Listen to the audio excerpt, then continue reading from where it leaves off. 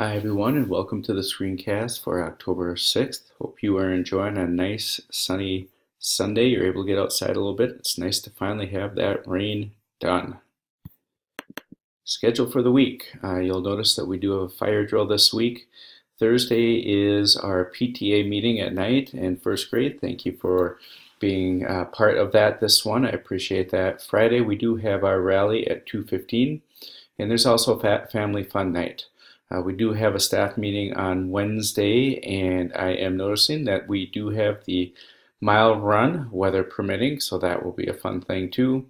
And all this week we have our readathon, so hopefully we'll get some good coins and cash coming in to support our school. A little bit about information about conferences. As we know, conferences are coming up on the 15th and 16th. Let's all try to work to get those families signed up. If they haven't yet, if you can communicate with them, that would be great.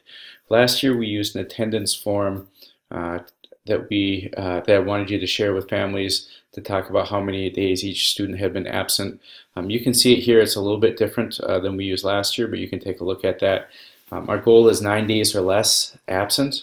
And just know that I will print out grade level absences probably the day or two before conferences. I'll have those sheets to you even before that.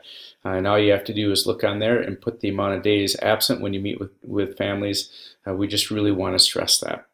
Also for conferences, if you want me to be part of a conference, if there's a tricky one or for whatever reason, sign me up. I'll share a Google form with you shortly, and that way if you need me, I'll try to be there. Last Thursday's supervisory meeting. Thursdays are my meeting day at the district. Supervisory is more than just principals. It's department heads. It's a lot of different people. And we met for part of the time with Muhammad Khalifa, a University of Minnesota professor. And he's going to be working with us this year at a supervisory level on culturally responsive school leadership and our internal biases. And so that was really interesting to meet with him and hear some of his thoughts.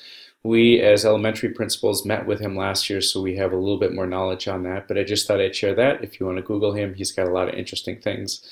Also, another thing that we discussed are incoming kinders. One thing that the district is noticing is that there's a decrease in students prepared for kindergarten district-wide. And so we are looking at that as a district, trying to figure out why.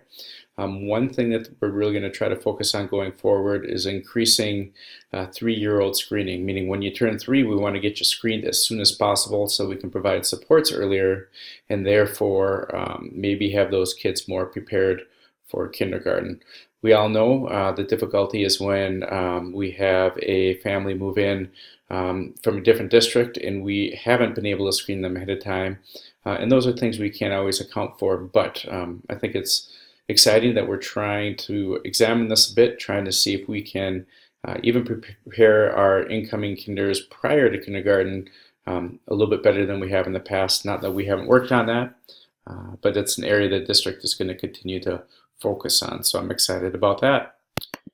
September behavior data. Each month I'm going to try to share with you some of our behavior data. This is a very big overview. It's not getting down in the weeds, but it looks like last year and this year we have about the same amount of quiet room visits for the month of September. Kind of ironic, exactly the same amount. So just know that we are looking at that each month and we're breaking that down even more. We'll see what happens in October. You can see that last year there was a big jump. Not surprisingly, the biggest area is classroom, which is typical. That's where they spend the most amount of time. But we're looking at that, trying to see what we can do to be proactive on that. Just want to make sure that I'm sharing that out with you too. If you have questions on that, let me know. I also wanted to follow up a little bit on our PBIS meeting from last week with staff on last Wednesday, and we shared that our goal is for each student to be recognized for positive behavior at least once a month, with making sure that we're doing that. And obviously we all are recognizing kids a lot more than one time a month, but this is just one way that we can share that we're doing that. It's something that I think is important for kids to know too. But one of the takeaways from that meeting, I want to thank you for your feedback. I know that staff as a whole is not in favor of recognizing individual students at our monthly rally, particularly because not all kids will get recognized by the end of the year, and that's a good point. So we also shared, I heard a lot of sharing that we want to have a positive school community, and that was mentioned by many people. So we will be meeting with our PBIS team, take a look at some of the feedback and see how we can change recognizing kids monthly at our meetings and see if there's a different way that we can recognize it. Maybe some of that possibilities were by grade level, some of the possibilities might be adding up our recognition until we get to a certain point and having a school recognition in some way. So appreciate your thoughts, appreciate you giving me the feedback and being willing to keep working on this and moving forward because I think it's important and we'll make it work. Safety. Couple things that were brought up at one of the last couple of PLT meetings.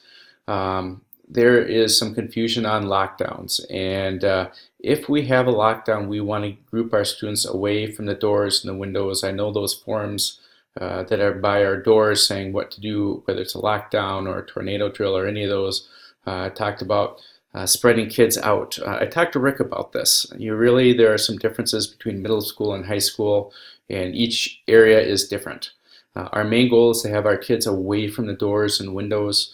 Having them all grouped in the same area away from that makes it easier for you to communicate with them if there's information that they need to know. Big picture, it is okay to group those kids away from the door and window altogether. I'd probably suggest that with our younger kids anyway. Just know that there are other areas inside where that might not be always as possible. But I did check that with Rick and we're okay to group those all together so that kids know what's going on. Classroom doors, we have a few doors that we are going to change. We want to make sure all of our locks are more consistent throughout the school, meaning we have more of the same type. There'll be a few rooms that will be changing. I think, if I remember right, Mrs. Bennett's and Mrs. Myers, and I think Mr. Smallfield's will be 3 of those. And I know there's a few more. So those push button locks work pretty well. A few of those are going to be changing. One other thing that was recognized as student bathrooms, you might have noticed that those student bathroom doors are not being propped open as much anymore. We want to avoid propping doors open. Those can cause some problems. I think I can talk to you about that. It's not as much safety as much as privacy for our kids.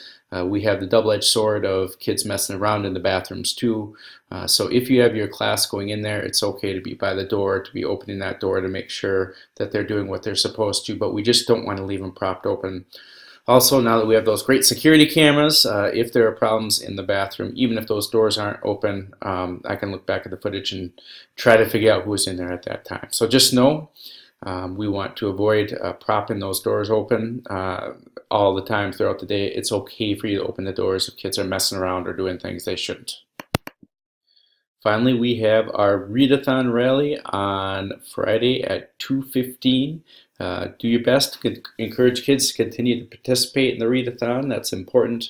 I have a link here to the readathon room activities. Like I talked about at our staff meeting, really interested in knowing what you're going to be doing. That helps us in the office if we're asked questions. So just be aware of that. You can click on this link and you can put in what you're doing as a grade level and the time that you are doing it at. So just be aware of that too. And I believe that's all I have. Have a great rest of the weekend and see you on Monday. Thanks for all you're doing. Thanks for all your work. We are working hard for our kids, and I know that you are doing that. Thank you.